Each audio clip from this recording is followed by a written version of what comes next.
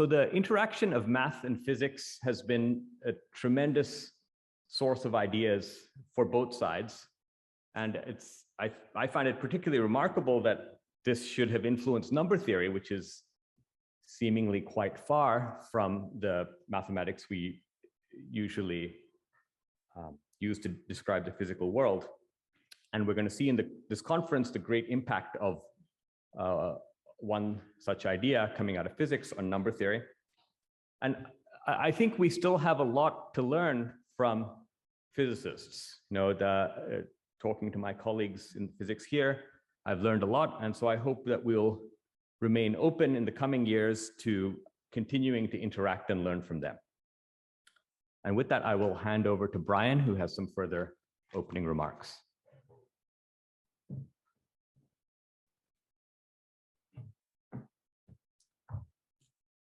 Thank you, Akshay. I'm Brian Conry, and I want to add my welcome to everybody here and everybody that's watching on Zoom. I hope this is going to be a really fun week, and we're very excited to have this happening, as Akshay said. You know, when you think about events in mathematics, there are certainly, you know, lots and lots of memorable things that happen, discoveries, but there aren't so many that involve actually a really spontaneous conversation between two people that sort of changes everything. And that's kind of what happened 50 years ago when Hugh Montgomery and Freeman Dyson had that conversation over there in Fuld Hall. And it's quite remarkable. So maybe somebody can think of some other examples. I was having a hard time finding another example that would be kind of as striking as that, where two people just came together like that. Anyway, so I think this is definitely a special occasion, and really glad that we're able to do this. I want to thank IAS for hosting us in this very nice facility. We're very happy to be here, especially since it's a site where the conversation took place. And I especially want to thank NSF for all their generous support for this conference. Andy Pollington is here representing NSF, and we really couldn't have done this without their generous support. So our first speaker is going to be, we'll start with a series of kind of historical events to set the stage. We've got 3 talks over the next hour and a half that will tell us about some of the significant events that happened between number theory and random matrix theory over the last 50 years, beginning with Hugh. Hugh Montgomery was my thesis advisor at Michigan, so I'm very happy that we're able to do this. When AIM had its first meeting in 1996 in Seattle, a conference in celebration of the centenary of the proof of the prime number theorem, a symposium on the Riemann hypothesis. It was Hugh that suggested that I organize that, which I did along with Omid Ghosh and Doug Lind. And thanks to that, I got my job as director of AIM. So thanks, Hugh. That's served me well for the last 25 years. Anyway, without further ado, Hugh, you want to come tell us what happened 50 years ago?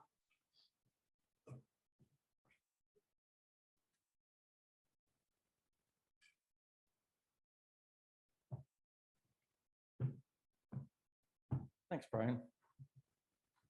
Pleasure to be here. And in fact, this is perfect. I only enjoy a conference after I've given my talk. So get it? I'll start enjoying this, 20 minutes from now, I'll be enjoying myself. So Freeman Dyson wrote about what motivated him to derive results in random matrix theory. He was trying to model the behavior of heavy nuclei. And so I would take this occasion to tell you what motivated me to study zeros. Well, of course, anything to do with the zeta function I would be interested in, and the zeros, of course. But there was a particular problem relating to the zeros that I wanted to solve because it would enable me to solve a different problem, which occupied my attention. And it goes back to my graduate school.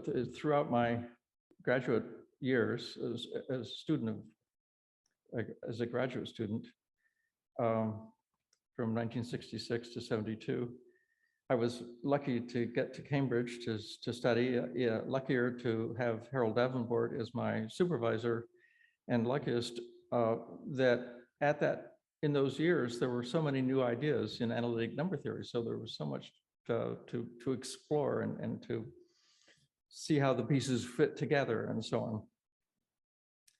And so in that first term in Cambridge, they call it Michaelmas term, I attended Harold Davenport's lecture course on multiplicative number theory with my office mate, Martin Huxley. And so by Christmas in 1966, I was familiar with the classical zero-free region for Dirichlet L function. But what you see there isn't complete. And in fact, it's not a true statement yet. There's an exception to this. Namely, that if the character is real, a quadratic character, then the L function might have what we call an exceptional zero, so a real zero that's quite close to 1. And that struck me as a blemish in the theory. I mean, it's a lovely result, but it has this exception, and one should try to get rid of this exception and prove that there are no exceptional zeros. And in that 6-year period of my graduate career, I spent about a third of my time just working on that one problem. Of course, making nothing at all to show for it. And so there was some action on this subject right in 1966. Baker and Stark, independently and by different methods, showed that there is no 10th discriminant. Heilbronn and Linfoot had shown that there could be at most one more imaginary quadratic field with unique factorization. And that was known as the problem of the 10th discriminant. And Baker and Stark showed that it doesn't exist. That we have a complete list of imaginary quadratic fields with unique factorization. Stark translated an argument of Heegner into language where it could be checked, but in retrospect, it turned out that Heegner's paper was correct. And Gelfand and Linnick in 1949 had worked out a way that if you could give a bound for linear combinations of 3 logarithms, then you would be able to show that there's no further, beyond a computable point. And the amusing thing about their paper is that they used a character that had prime conductor, and there was an Euler factor that was tending to 0 and divided by s, and the quotient tended to a logarithm. But if they'd chosen a character with composite conductor, there would have been 2 Euler factors tending to 0, and that would have canceled the pole, and it would have tended to 0. And that would have left them with only 2 logarithms, which Gelfand knew how to handle. So it was a very simple oversight of theirs. They could have done it in 1949.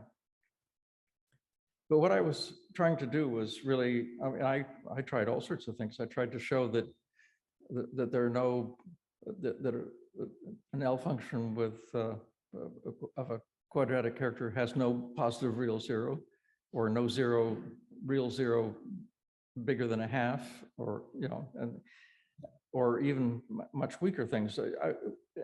What I really wanted to do was establish a lower bound for the class number that was effective and tended to infinity at a reasonable rate, like a positive power of the discriminant. The only success in this direction in all these years is due to Goldfeld, who had the idea of using the L function of an elliptic curve. In 1976, his work was somewhat conditional, but then through the work of Gross and Zakier, and then Osterley put it in a easily computable form. And then later Watkins actually found all the fields with class number up to 100. Now, the period 1971, late summer of 1971 through January of 1972 was the period that I worked out still one more attempt to get a lower bound on the class number of an imaginary quadratic field. I had spent the year 70-71 here as a member, as a visitor. I worked on Littlewood's problem of simultaneous Diophantine approximation, and I have nothing to show for that either. It was no partial results, nothing. There was something I was trying to prove. I mean, I had an idea. I wasn't ever able to bring it to fruition. But in that year, I saw Dyson frequently. I would walk up to Fold Hall for tea in the afternoon, and he would be walking on the footpath in the opposite direction. I didn't know why then, but since then I've learned he had children in the daycare center, and he was going to retrieve his kids. And we smiled and nodded at each other. And so literally we had a nodding acquaintance, but we never exchanged a single word. I knew that Dyson had worked with Davenport when he was thinking of going into mathematics. So, you know, I had that in common with him, and it would have been natural for me to introduce myself to him and reminisce about Davenport and so on. But in fact, we didn't ever speak to each other at that time. Now, the Dedekind zeta function of an imaginary quadratic form field is a product of the Riemann zeta function and an L function. And if the class number is, the average spacing of the zeros is 2 pi over log of d t squared. But if the class number is extremely small, the zeros are spaced almost exactly at the average. They're almost form an arithmetic progression. And this persists at least most of the time, even when t is larger than any power of d. So then the d is sort of t to the epsilon, and this average spacing is pi over log t, which is half the distance, half the average distance between zeros of the zeta function. And of course, the zeros of the zeta function are a subset of these zeros.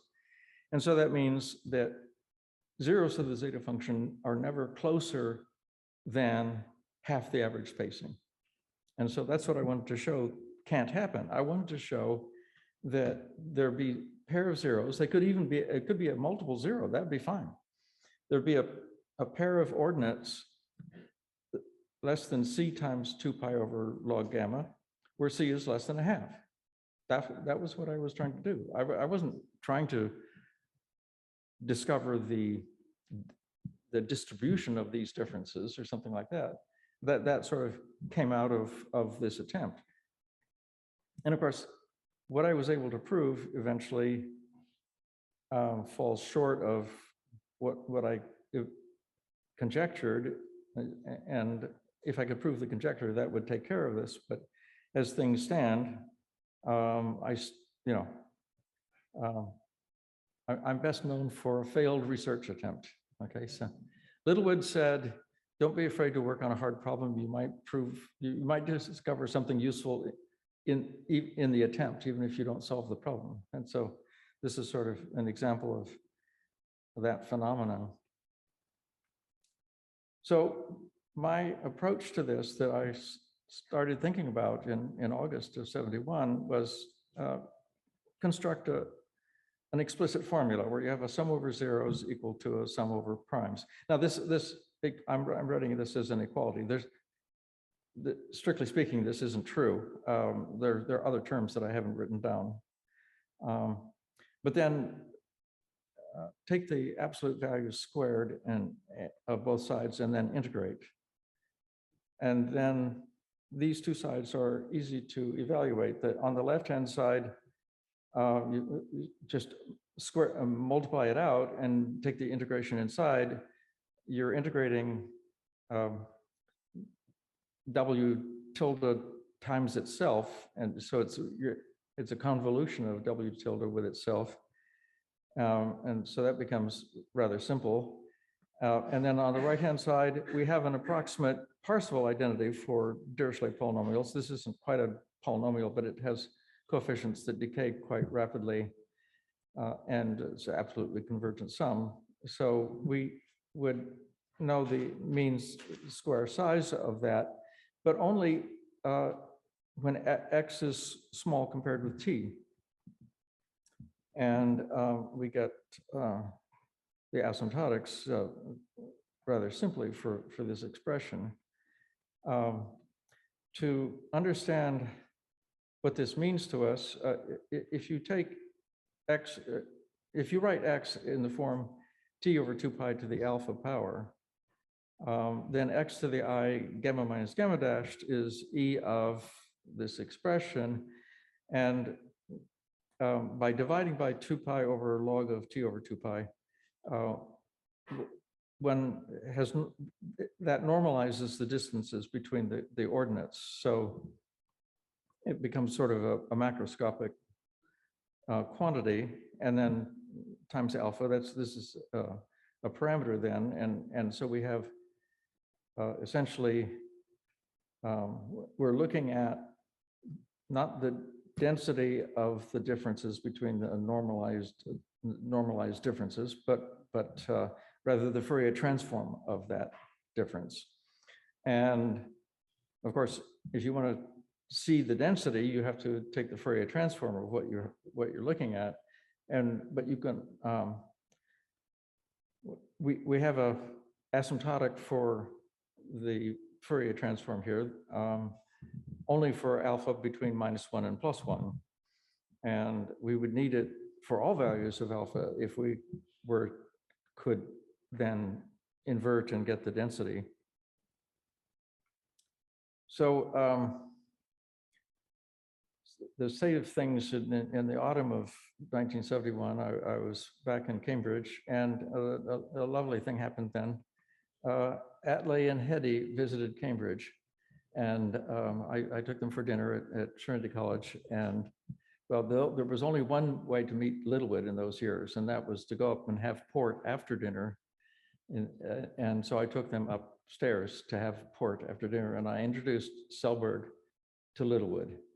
And the two of them sat next to each other, and Hetty and I sat across the table on the other side, so we could watch them interacting. And Littlewood was quite clearly did understand who this guy was.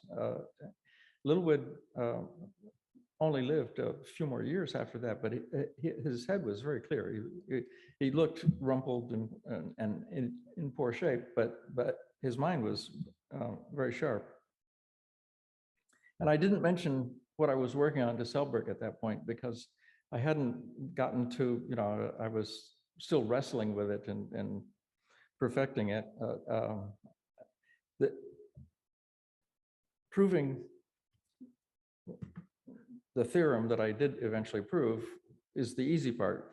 Formulating the conjecture was the hard part. What happens when alpha is bigger than 1? That took me months to wrestle with. As it happens, Bob Vaughn and I are writing the second volume of our work, and the last chapter that we put in place, chapter 23, is precisely concerns the pair correlation of zeros. And so the theorem, well, we define f of xt this way. This is a slight difference from what I wrote in 1971, because in the factor that we divide by on the right-hand side, in 1971, I wrote log t, and it works out, the mathematics works out more cleanly if you take the logarithm not of t, but of t over 2 pi. And then it's obvious that f of xt is the same as f of 1 over xt, and it's also pretty clear that f is non-negative. Back in 1971, I just showed that it was bigger than minus epsilon, but in fact, it's easy to see that it's non-negative. And then in chapter 23, we'll have this explicit estimate, which is valid for x between 1 and t. And there's some interesting refinements here. In the first term, the -2 in the numerator is a secondary main term, which was lost in the error term before. The log x over log of t over 2 pi is alpha in the notation that I used before. So that's growing with slope 1 for alpha between 0 and 1. And then the error term here is sharper than what I had in 1971. My error term was x over t, which means that when x equals t, that error term is big O of 1, which is the same size as the alpha. Alpha is then 1.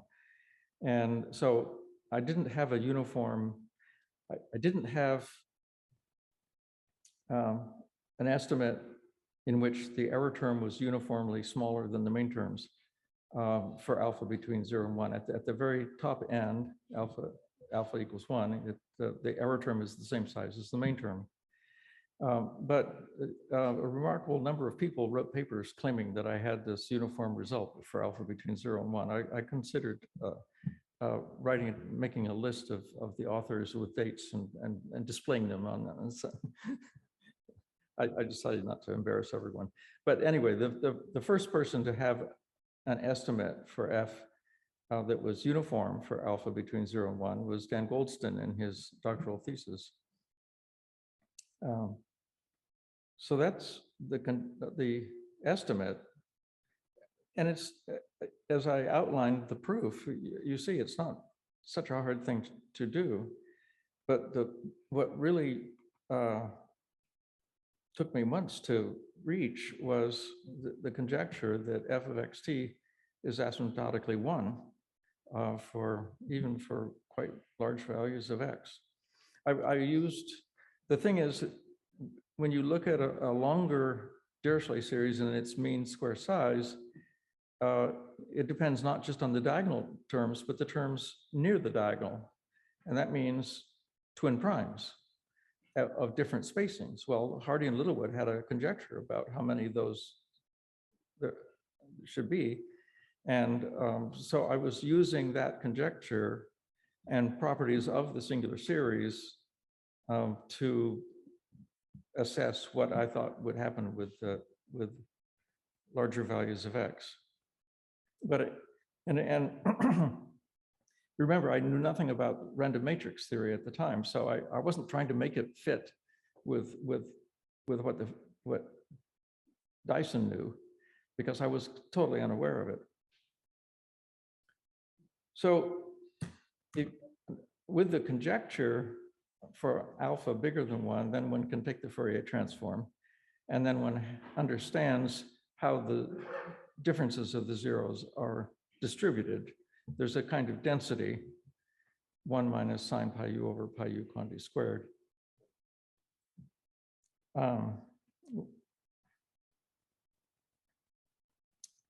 So in the spring of 1972, I made a trip back to the United States. I was still a graduate student in Cambridge.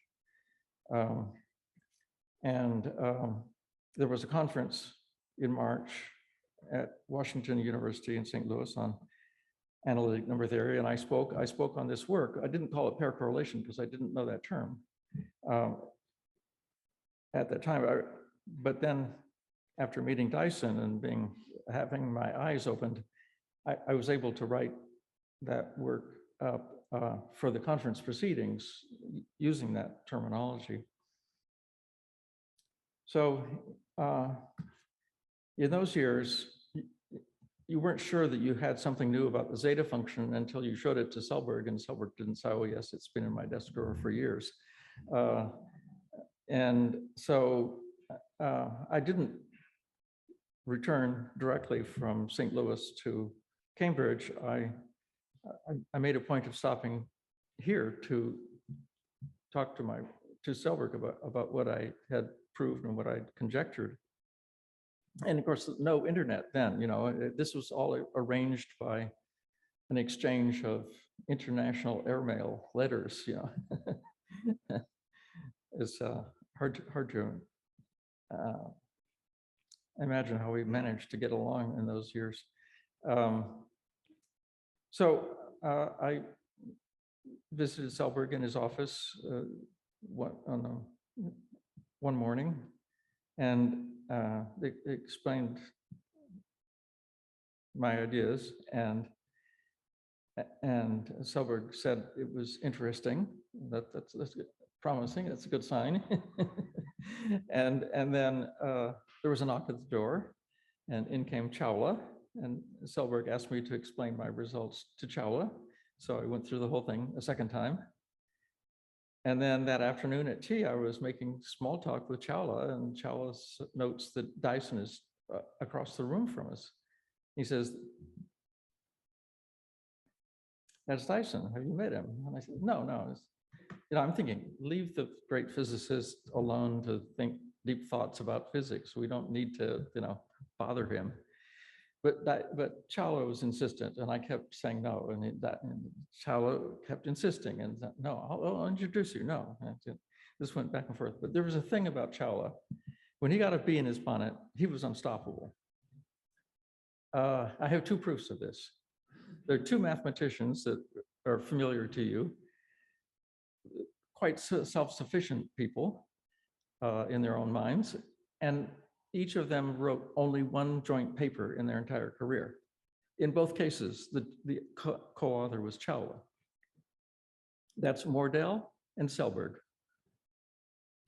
So Chawla won, and he dragged me over to meet Dyson.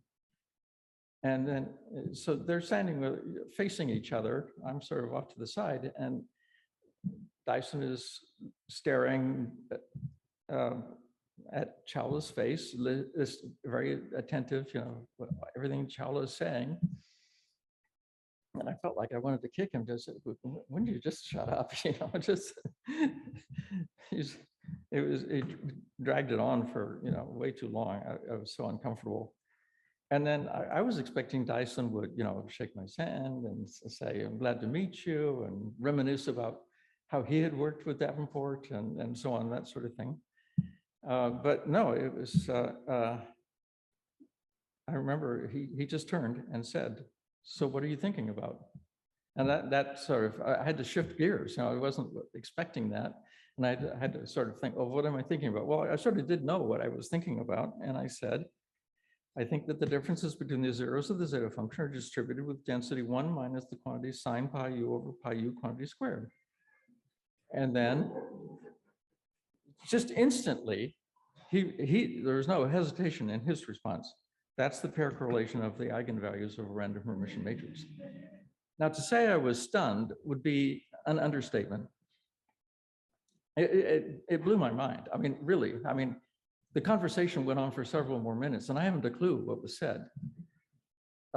Input, output circuits all blown. And maybe Dyson could tell that I wasn't really taking in what I think he was telling me about Mehta's book, and I should look at Mehta's book. And so the next morning, I stopped by Selberg's office to thank him for my visit and to tell him what Dyson had said. And he just smiled and handed me a sheet of paper, this note that Dyson had written to him. Now, I feel a little bit embarrassed about this because you see there's some little marks at the top of the note. It says QC 174.5 M37. That's the call number of Meta's book. And I took it to in the old days, libraries had something called a card catalog. And you would have to, you have to go to the name and find the code number of the book to know where in the stacks you were going to find the book. So I feel badly that I sort of defaced a historic document. Of course, at the time it wasn't historic yet, but that's how I learned about random matrix theory. And of course, now it's not just pair correlation. It's become it's the influence of random matrix theory has pervaded many other topics. And it was so serendipitous that I had this conversation at that point. Well, there are two kinds of serendipity here. One is, it was serendipitous that random matrix theory had the foundations worked out by Dyson himself and Wigner at the university, and that happened all in the 1960s. If I'd had that conversation with Dyson in 1960 rather than 1972, it wouldn't have meant anything to him because they hadn't worked out the random matrix theory. It was just worked out right at that time. And it was very timely because, we were, as in analytic number theory, we could make use of it and appreciate it. And of course, there's a second kind of serendipity that I happened to talk to Dyson just at that time. And it was good that I hadn't introduced myself to him before, because then Chalo wouldn't have dragged me over to meet him. But then we knew immediately, from the time that I did my initial work, we knew already, it's just sort of instantly, that this was related to random matrix theory, and this interplay between the two areas could grow, right? I mean, if I hadn't had that conversation with Dyson, then it might have been decades before anyone noticed the similarity and the connection. So it was sort of amazing. And that's all I have to share with you today.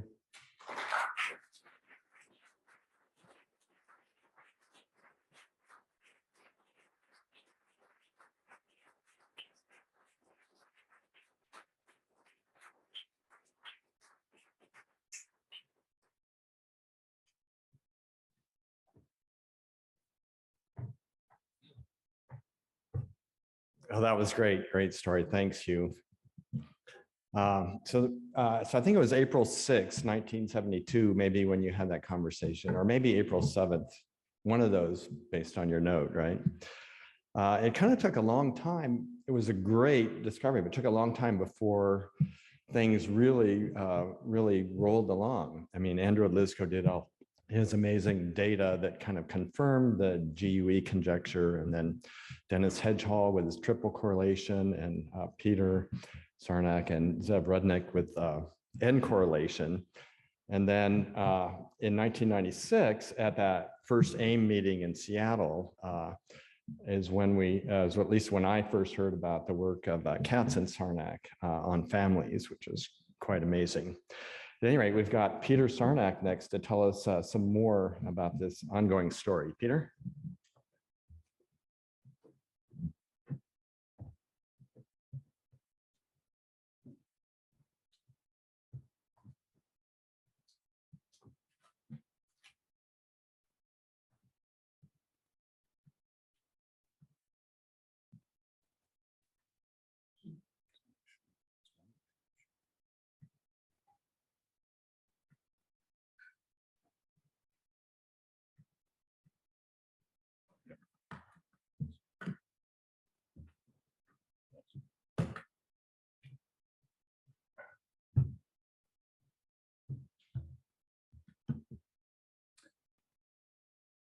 Okay, thanks very much. Thanks for your great account of the meeting, Peter.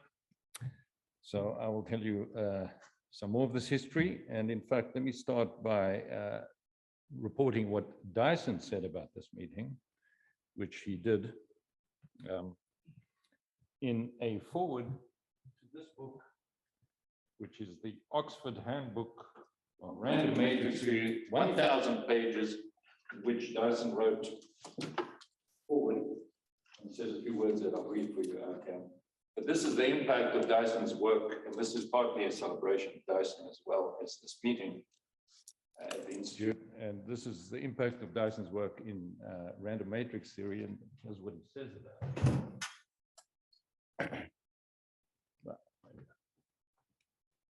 Now, what happens is, I cite there. Anyway, he starts out 50 years ago, the worldwide community of experts in the theory of random matrices, this is 2011 in this 1,000 page forward, consisted of about 10 people. And then he describes the 10 people, the uranium and so on, what they were trying to understand. And then he says, as a contribution to the understanding of nuclear physics, random matrix theory was a dismal failure. I can explain that separately. By 1970, we decided that random matrix theory, I guess was him, was a beautiful piece of pure mathematics having nothing to do with physics. Random matrix theory went temporarily to sleep.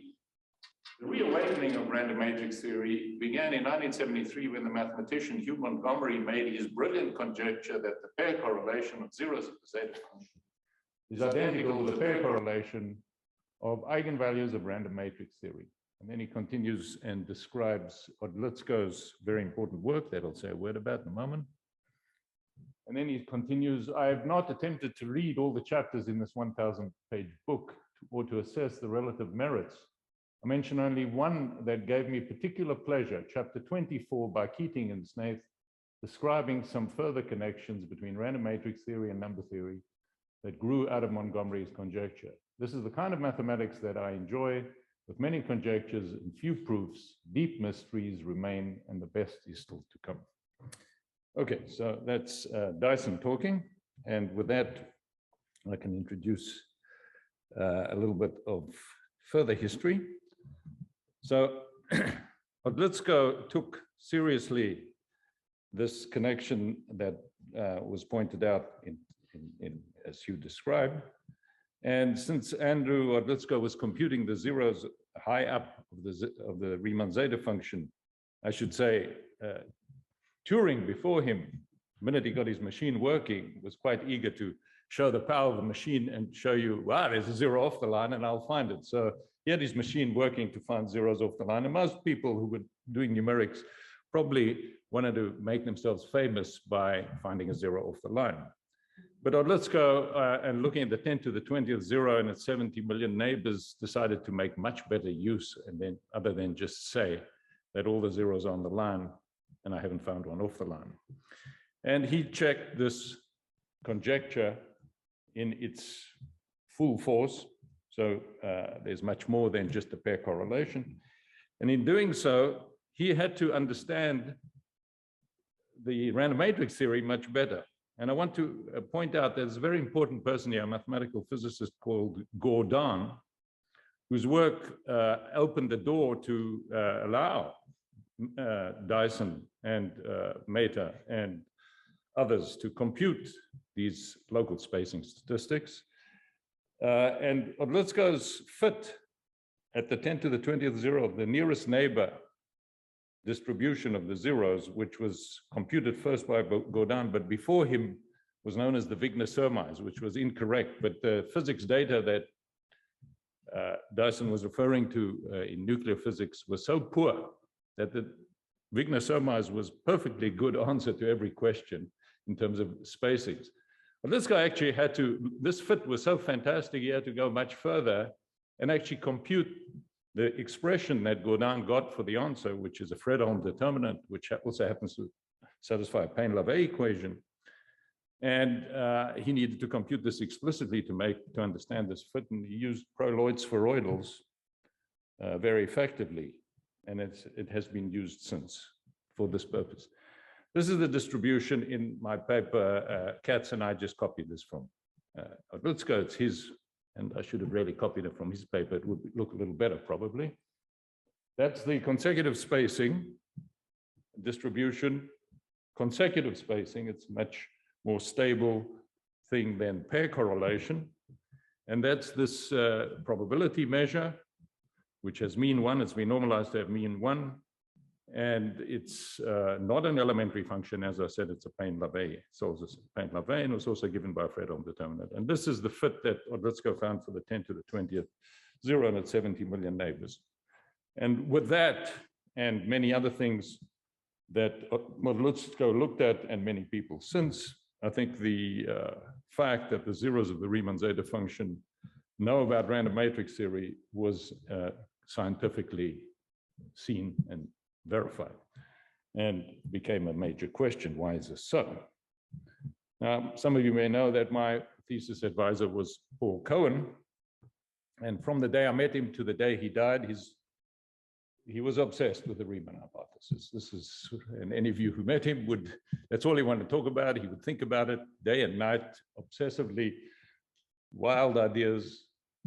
And one thing he was very taken by is, at some point he came to me and said, when I was a graduate student, have you seen this pair correlation of Montgomery? What does it mean? Why? And so he insisted that he suggested that I present this paper in a seminar, which I did. If any of you knew him, he of course interjected every 3 seconds, but this was a learning experience. And so I knew of the pair correlation, and for him it was, why are the zeros following random matrix theory? Surely that's always been the dream of many people, to understand that and understand further the Riemann hypothesis. Some years later, Rudnick and I found a robust and simple way to compute the pair correlation using what we call the Riemann-Guinan very explicit formula. Hugh explained his derivation. The derivation's not really different. It was just a little more flexible from our point of view. And now I wanted to put to bed this silly conjecture that the local spacing statistics of the Riemann zeta function follow random matrix theory. Zev and I were experienced, or had experience with, most general L functions from automorphic L functions on GLN, and the coefficients of such an L function obey many different distribution laws. There's a zoo of distribution law. There's a zoo of cytotate distributions when you go into higher dimensions.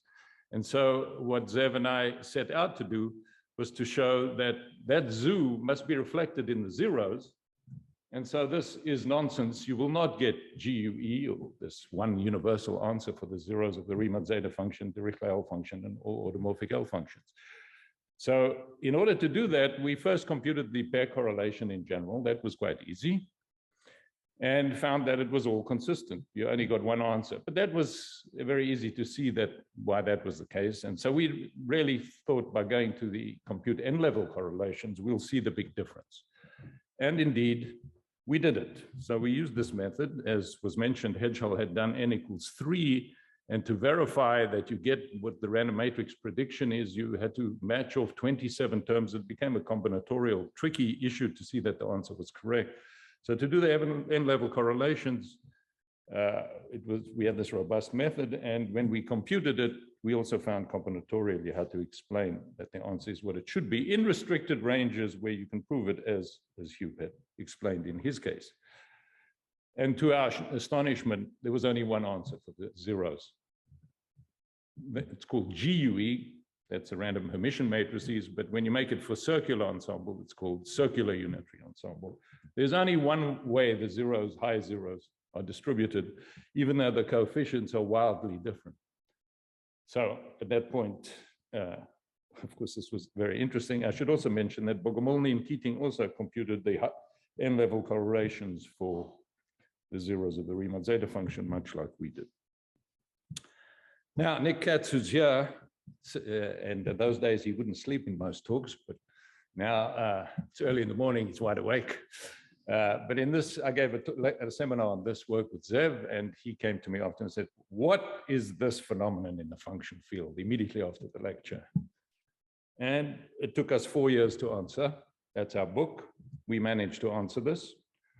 And we showed in the function field. So in the function field, the Riemann hypothesis is known to be true, but not by any magic of self-adjointness or anything of that nature. On the other hand, a spectral interpretation for the zeros, it comes from the cohomology theory and Frobenius acting on cohomology. So all the linear algebra is set up for you there. It's sophisticated, but it's set up for you. But what's the CUE?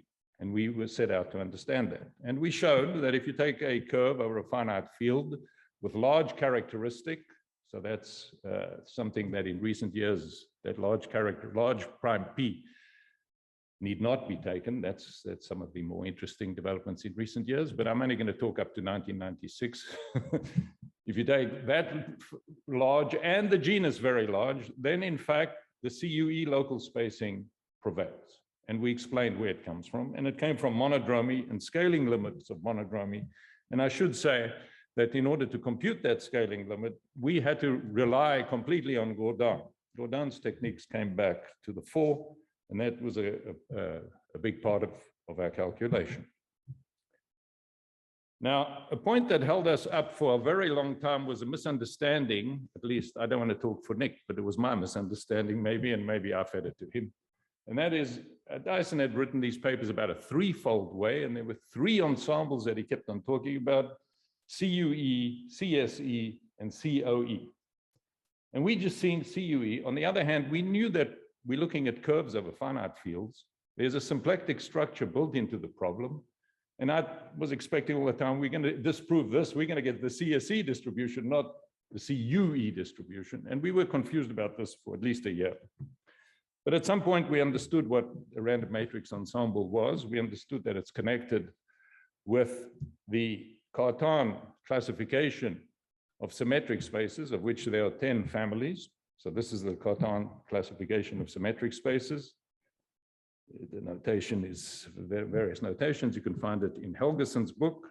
This is the compact symmetric spaces. There's UN, the compactly grouped UN.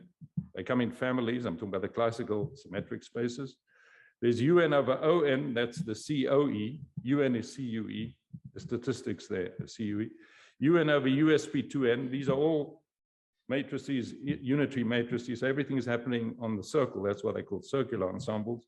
So the first three are the Dyson usual threefold way. But then there are other ones of the 10. So for example, there's USP2N itself, compactly grouped with a biinvariant metric and the corresponding measure, which is one of the random matrix ensembles. And there's also the B and D here, SOM.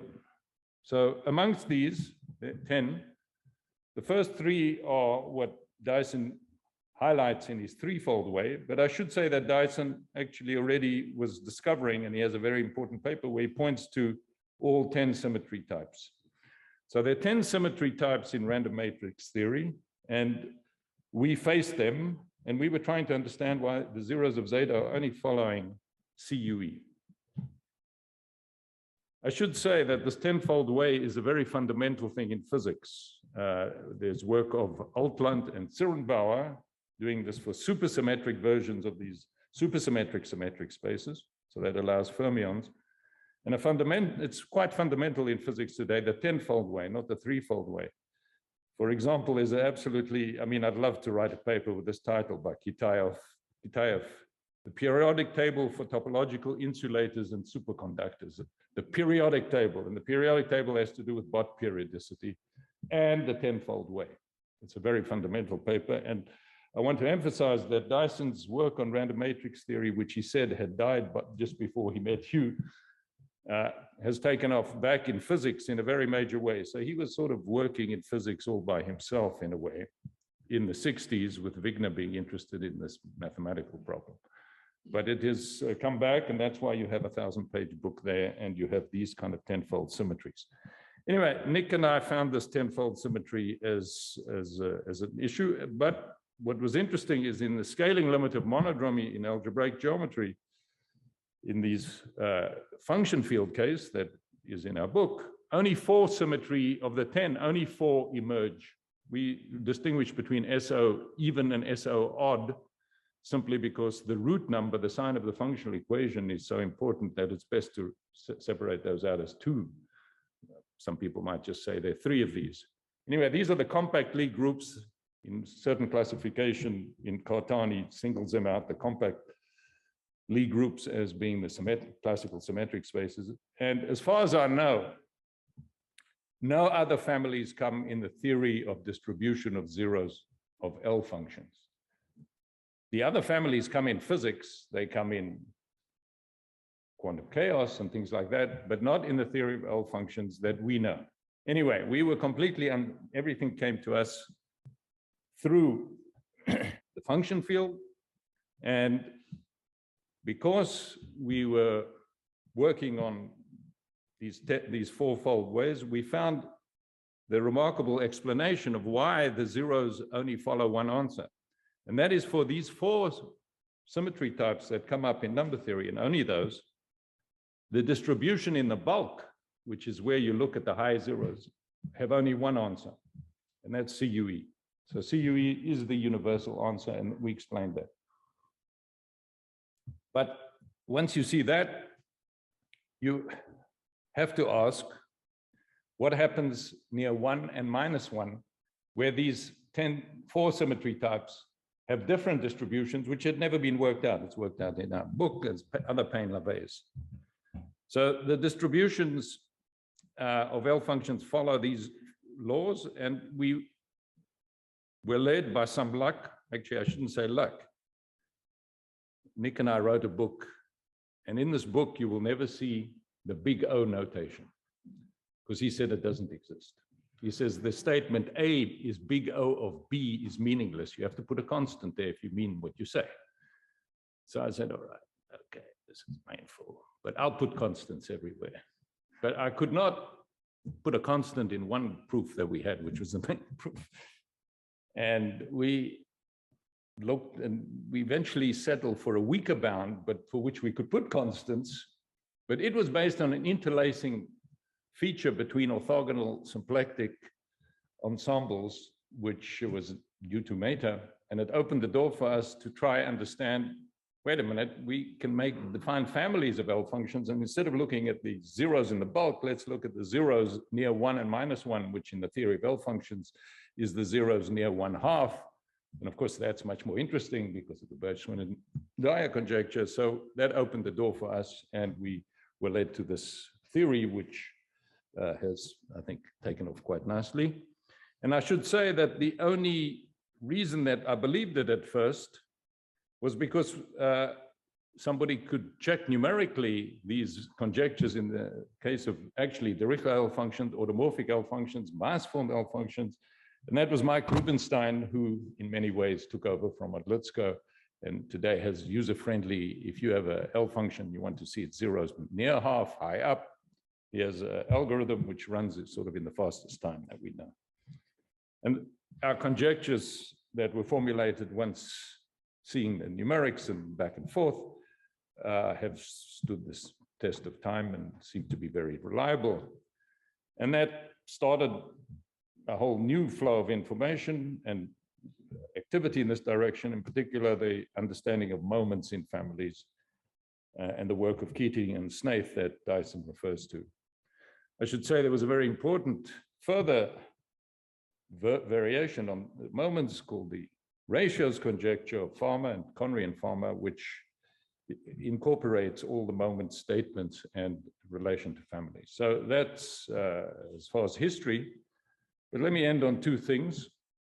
I guess I'm going a bit fast, but it's okay. So one thing is this theory in the function field has seen massive advances, and many of these conjectures are now proved, primarily because we have a spectral interpretation, a useful spectral interpretation. I repeat, the spectral interpretation has nothing to do with self-adjointness, even in the function field. So I think that Hilbert-Polya thing, I've written and said it many, many times. I don't believe in that kind of thing, but there's no question that this knows about random matrix theory. So, of course, one of our dreams is to see how this might impact, to prove theorems in the number field case, and we'll see many things that are proved, which might be weaker, so some things can be proved, and that's the development since. But I want to mention a very recent development by Victor Wang in his thesis here at Princeton just recently, a few months ago.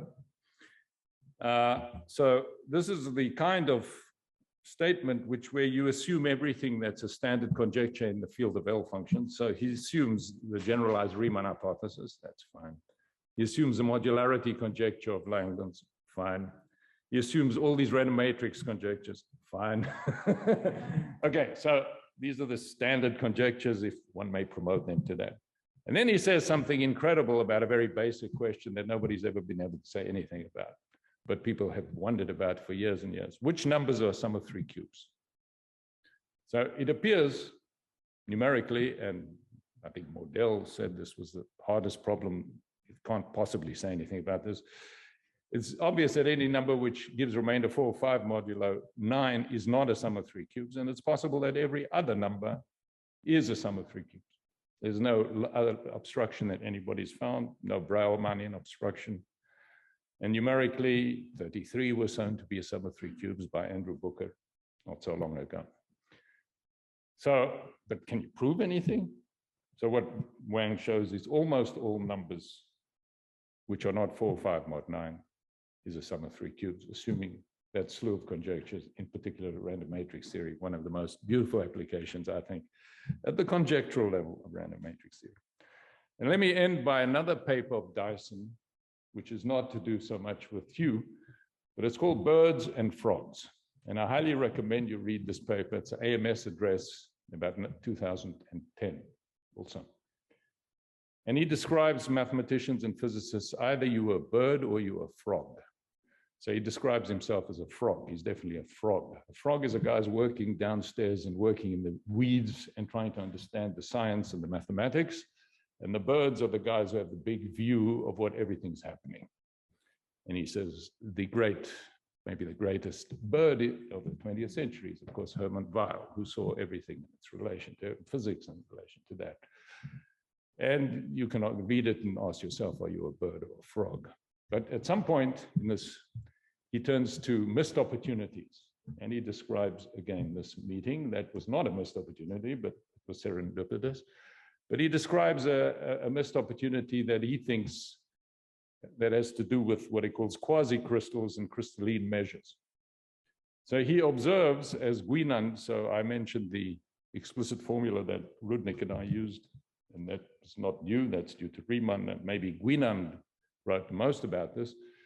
And that is that the explicit formula is some remarkable generalization of the Poisson summation formula, that if you put delta masses at the integers, the Fourier transform is a sum of delta masses as integers.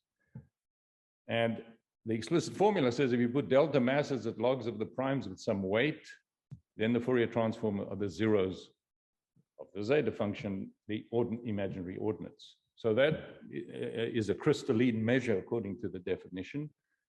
I think Guinan called them concordances. And Dyson says, well, he feels that the way to understand the Riemann zeta function, because this formula is so striking that it's a crystalline measure coming from the zeros, is to classify crystalline measures. I think it's a long shot. He understood it's a long shot, and there have been some very interesting recent developments about crystalline measures. That is, positive crystalline measures which are not Poisson summation. One can classify some of them, they get very complicated, and it's clear that such an approach, if it ever worked, would be, it's too wide a family in my view, but since we are celebrating Dyson, I thought I would point out to you this remarkable paper. I've always enjoyed it, Birds and Frogs. Thank you.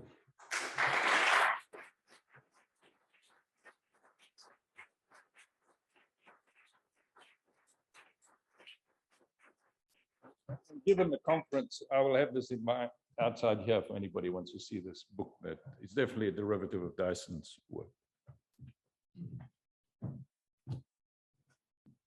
Thank you, Peter. That was great. So I first met Jon Keating at that Seattle conference AIM was having in 1996 on the Riemann hypothesis. And he spoke there about his work with Montgomery on, I believe, on lower order terms of the pair correlation of Montgomery's pair correlation conjecture. And so at that time, we already had Rudnick and Sarnak, and then Peter had talked there about families. And so the picture was starting to become clearer, but it was really to do with distribution of zeros. And that was kind of where the focus was as far as random matrix theory was concerned. And Jon went away after that conference, and with his graduate student, Nina Snaith, they showed that, in fact, not just zero distributions, but large value distributions, and in particular moments of zeta and L functions. Also, that random matrix theory basically gives the language of the combinatorics of those things. And Jon, you want to come up and tell us some of that story?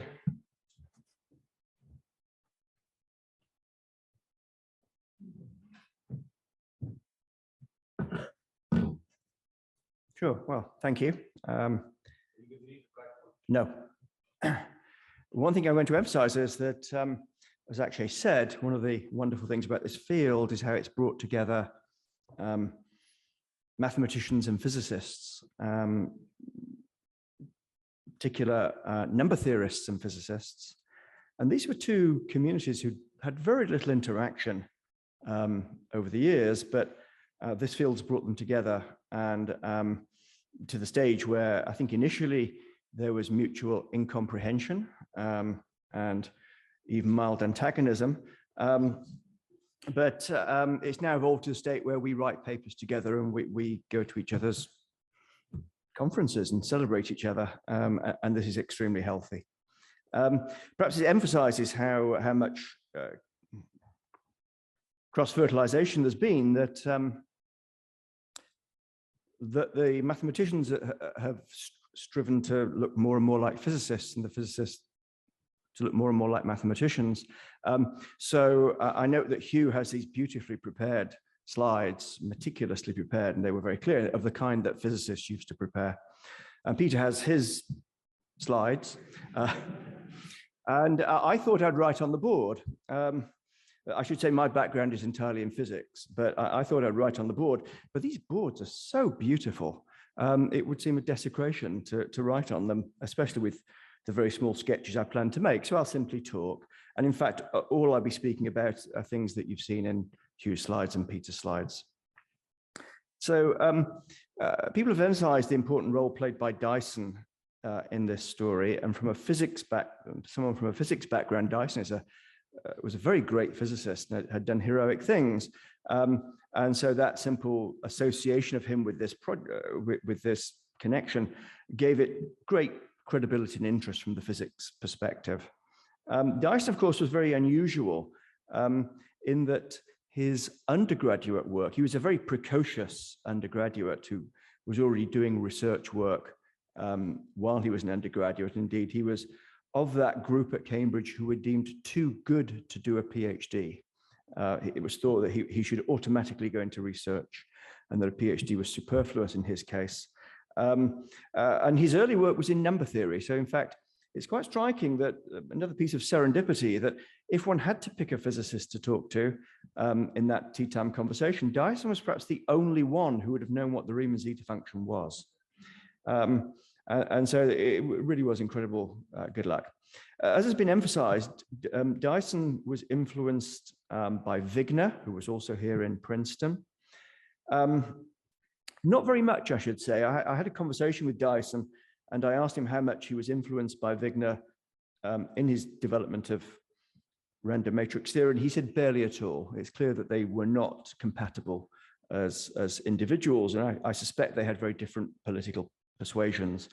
So they barely spoke, he said, but he knew what Wigner had done, and Dyson saw his job as creating a systematic mathematical theory based on Wigner's insights. It's tempting to say that the subject started with Wigner, but I think it's quite interesting that Wigner was extremely close to von Neumann. They were school friends and had grown up together and developed together and were exceptionally close. And in fact, von Neumann had done experiments with random matrices in the 1940s. He wrote several papers on solving problems in linear algebra. So AX equals B, where A is a matrix, X is a vector you want to find, and B is another vector. I suspect from the Manhattan Project, that was a problem that appeared very often. And von Neumann thought about that. How easy is it to solve that? What's the sensitivity to errors? And he wrote several papers in the 1940s with Hermann Goldstein on that problem, where they actually put random matrices in and worked out the condition numbers of random matrices and made various conjectures. And so von Neumann had been thinking for quite a long time about random matrices. And I have a personal suspicion that von Neumann prompted Wigner to think about random matrices for his applications to nuclear physics. But anyway, that's pure speculation. I would note that Wigner gave a lecture in 1967 for the Society of Industrial and Applied Mathematicians, SIAM, which was the von Neumann lecture. And he gave that lecture about random matrices. And he started with the first paragraph of that lecture, which you still find online. He wrote, the lecture was written up. The first paragraph was all about von Neumann and his influence on Wigner. Actually, one sentence in that is quite amusing given present context. He said that von Neumann was known for having worked on every area of mathematics except number theory. And so I think he might have enjoyed, von Neumann might have enjoyed the connection that arose from Hugh's meeting with Freeman Dyson. Another person who appeared in the slides was, and rightly emphasized in my view, was Madan Lal Mehta, who was an extremely clever and interesting person who had spent a year here at the Institute. I think it was 61 to 62 or 62 to 63. And he became very influenced by Dyson and picked up this problem of random matrix theory.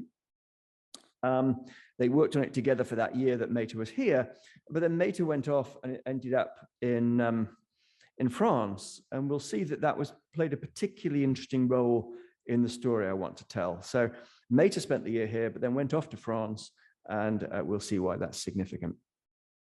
So my own story, my own involvement with this goes back to problems that Peter has alluded to. These are problems in quantum chaos. And these were very active in physics in the 1980s and 1990s.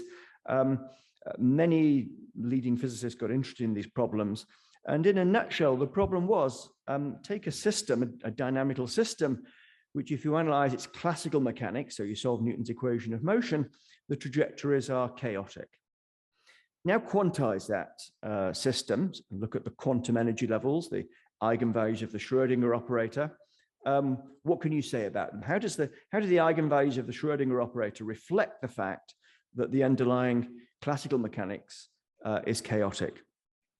And a technique that was developed in the late 1960s and early 1970s due to Martin Gutzwiller was a trace formula which related the quantum energy levels to periodic orbits of the classical dynamics.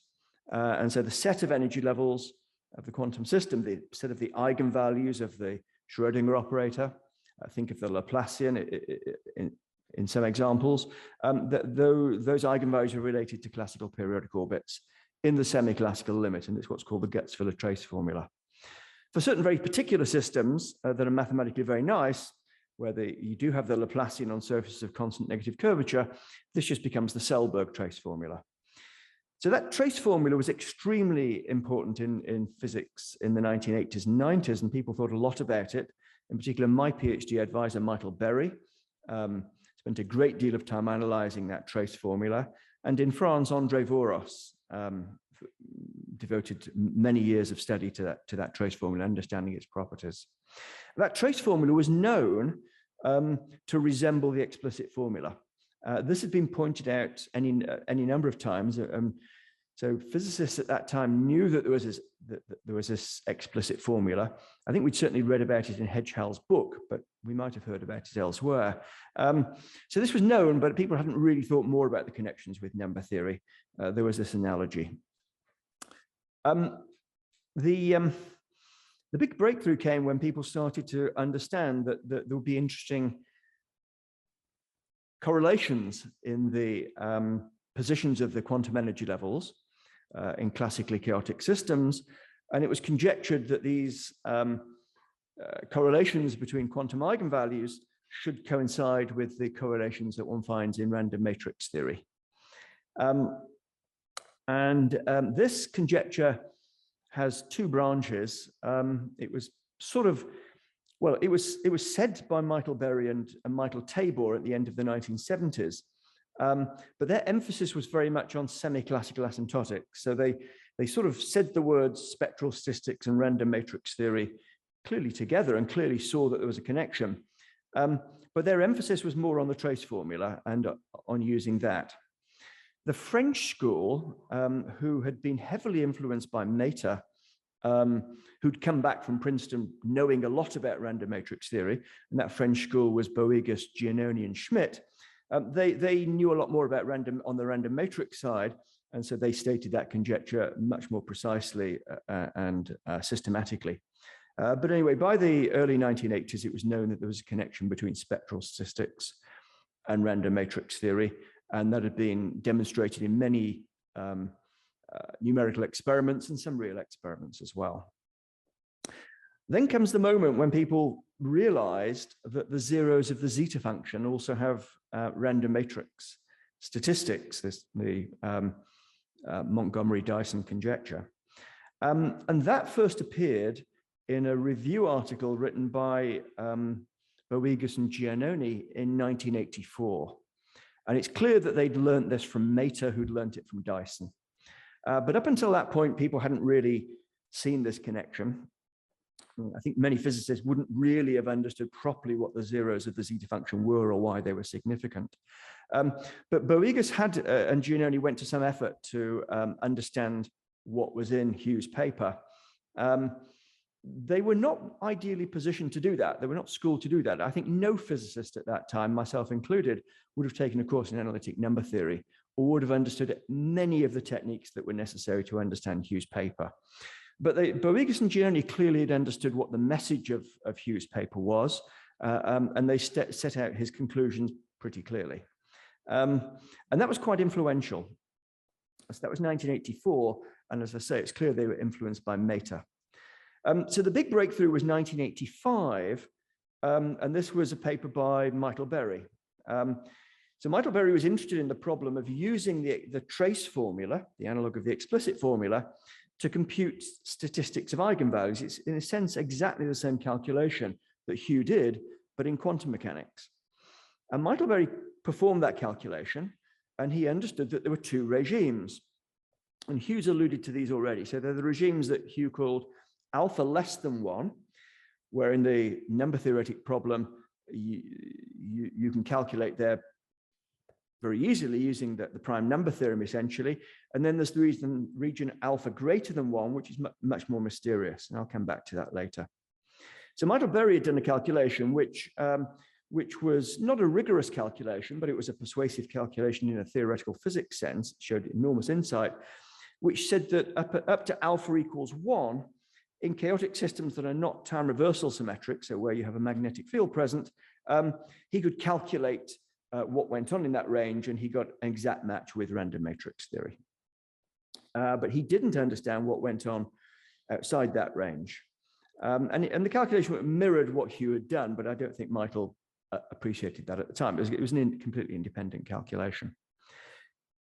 But what was really important in the physics community at that time, so they were aware of Hugh's paper, not the details, but the conclusions. They were also aware of the recent calculations of Andrew Odlyzko. And these had a huge impact in the physics community. Physicists don't much like calculations in analytic number theory. Well, they didn't, they do now. But they really like data. And here was a lot of data that was coming out. And this data was extremely interesting. Now, Peters emphasized that this data in some regions really matched Hugh's prediction. There was a close agreement between Andrew's data and Hugh's prediction. But in other regions, there was a considerable disagreement. In particular, if you look at the pair correlation function on a scale of where you measure correlations on the scale of the mean spacing, if you fix that distance and look at the limits high up on the critical line, you of course converge to the answer that Hugh gave us. But if you are high up on the critical line, but look at long correlation ranges, you see very significant deviations from random matrix theory. And that was the region that was of most interest in the physics community, that physicists really wanted to understand these deviations. And Montgomery set himself the task of doing that because similar deviations have been found in quantum chaotic systems. And he came up with a theory that explained the deviations that one sees from random matrix theory in quantum chaotic systems that disappear in the semi-classical limit as you let Planck's constant tends to 0, and that you also see in Android-Lisco's data that disappear if you go high up on the critical line, but are very apparent at the height of the 10 to the 20th 0. And Michael came up with a formula that described both situations and described them very accurately. Not perfectly, but with an accuracy that was quite stunning. And this had an order 1 impact on the quantum chaos community, because it seemed that we had something to contribute to this discussion around statistics of the Riemann zeros. And so Michael wrote a paper in 1988 where he made very careful comparison with his formula and Android-Lisco's data for the zeros near the 10 to the 20th 0. And the agreement was so stunning that many people like myself thought this was an interesting area to move into. So I had been Michael's student, not working on problems related to the zeta function, but I at some stage decided that the zeta function, there was a lot of good data and there was a lot to understand, and so it was worth moving into that area. And I set myself the task of understanding what was going on in the region alpha greater than 1. I was mainly interested in this in the quantum chaos setting, where it was a great mystery why there were the two profoundly different regimes of behavior. But I thought I should understand this in the number theory context for the zeta function. And so I decided to read Hugh's paper very carefully and try to teach myself analytic number theory to read Hugh's paper. A bit like trying to teach yourself German to read Einstein's original papers. So I tried to do this, and then I got to a part of Hugh's paper at the end, which sort of says, oh, in alpha less than 1, you get a certain behavior, and in alpha greater than 1, and then boy, does Hugh get vague. It's clear he'd done this most amazing calculation, but he explained it very clearly earlier what the calculation was. But in the description in the paper, I think it's a few sentences where he says, you know, you can solve equations like P equals Q plus H, where P and Q are primes. He didn't put it quite like that. He was looking at correlations of the von Mangold function. And he says, oh, there's some reason to think that maybe the correlation of the von Mangold function has a simple expression in terms of a certain arithmetic function, which he didn't write down. And nor did he use the words Hardy or Littlewood. So for someone coming from a physics background, there was no clue whatsoever. So I decided to try to understand this. And so sounds a bit pompous, really. I re-derived the Hardy-Littlewood conjecture, not knowing that Hardy and Littlewood had done that, because I'd never knew that Hardy and Littlewood had worked on this problem. So I did work out the pair correlation of the von Mangold function for myself. And then I worked out how you could use that to calculate the region alpha greater than 1. And up to this point, I'd not spoken to an analytic number theorist at all in my life, consciously.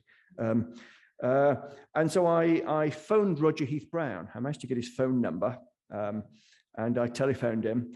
And those who know Roger, at least at that time, he wasn't the most talkative person. So I said, I'm a physicist, and I've got very interested in pair correlation of the zeros, and I've worked out this correlation of primes. Is this known? And I think there was the longest pause in any telephone conversation I've ever had, where he said, who are you precisely? So I explained again, and he said, he clearly didn't want to have a telephone conversation with me or to meet me. So he said he would write me a letter, which he did. He wrote me a long letter where he went through his analysis of what Hugh's paper was. And I have to say that letter was most tremendously helpful. So he educated me that there were these figures Hardy and Littlewood, who I think I'd never heard of at that point, and what their conjecture was and how you could make what I'd done rigorous. And I sent him my notes, and he was very generous, I have to say. He said I'd done the calculation largely correctly, but I'd not done it at all rigorously. And so he told me how to do that.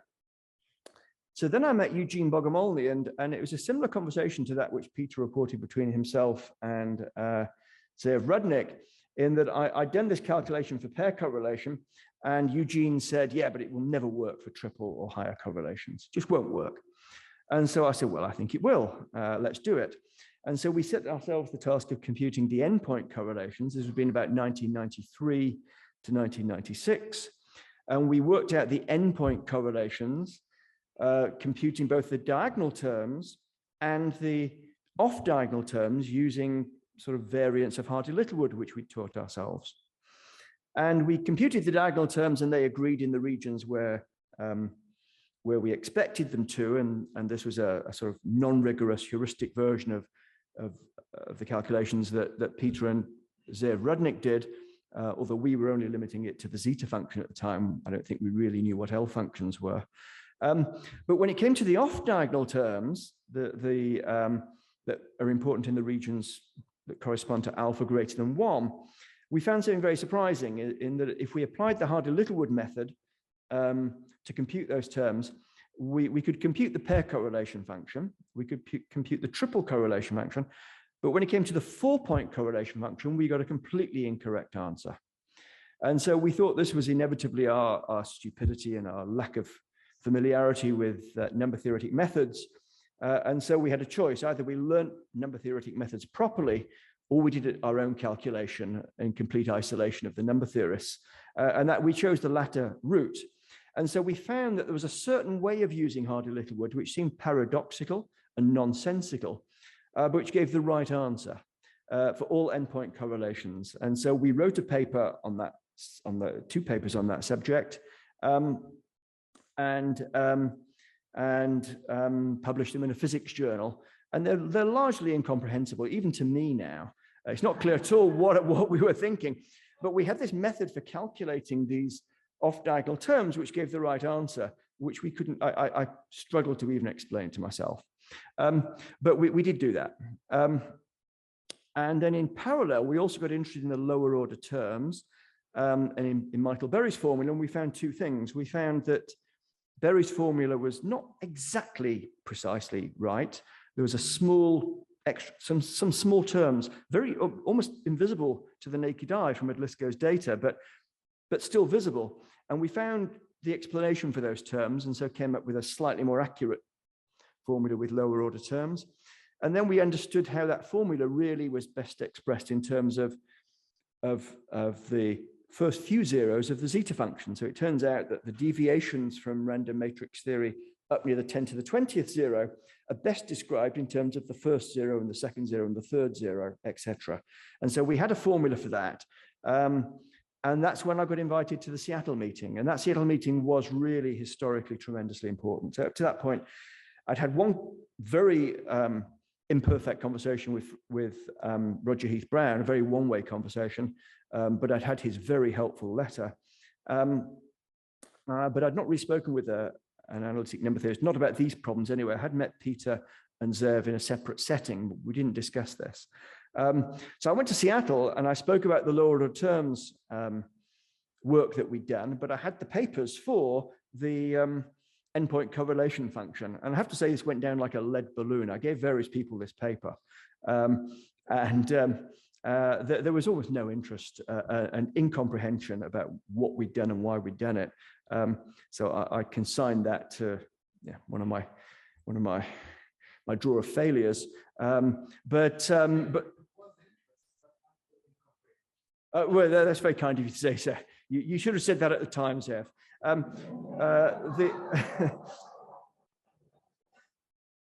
I remember something a bit more Anglo-Saxon from some people, but anyway. But that Seattle meeting was tremendously important because it's clear that physicists have been very interested in this, and we had ways to calculate. But I think from the point of view of the number theorists, it wasn't clear what we were doing or why we were doing it. But I remember Peter saying, look, if you think you can calculate things, compute the moments of the zeta function. And that was the challenge at the time. And I didn't know there was a problem with the moments of the zeta function. I'd never heard of that problem. And he explained to me that that you could compute the second moment of the zeta function and the fourth moment, but the sixth moment was very controversial. And he said there were various different conjectures, and that there was a conjecture of Conry and Gosh, which contained the number 42. And he said, you explain 42. I think I knew about 42 because I'd read The Hitchhiker's Guide to the Galaxy. So I thought, my territory. I went back and thought, what is this? What are these moments? So I went to the library and got out Ivitch's book on the moments of the zeta function, which I read bits of as much as I could understand. But I had a new PhD student at the time, Nina Snaith, so we decided to go about this. And we decided to compute the moments of characteristic polynomials of random matrices. I'd read before, and Nina, that as part of a PhD preparation, read Mater's book. And we understood that you could compute the moments of characteristic polynomials of unitary matrices by using the Selberg integral. And so we did that calculation relatively quickly. I should say we weren't the only group in the physics community doing those calculations, but we were the one that got the right answer. But the answer that you get doesn't agree with number theory. It doesn't agree with the formulae that came out of the number theorists had. But for me, this was totally obvious at the time. So I wasn't at all thrown by this because we'd understood about these lower order terms. And in the pair correlation, higher order correlations, you add on these lower order terms. But if you calculate moments, they're like the exponentials of correlation functions. So you have to multiply by something. And so the techniques that we developed to compute lower order terms were exactly what was needed to show that there must be some arithmetic factor multiplying the random matrix theory. So for me, and Nina, that was a very obvious thing to do. And we came up with a conjecture, a general conjecture for what the moments were to answer Peter's challenge.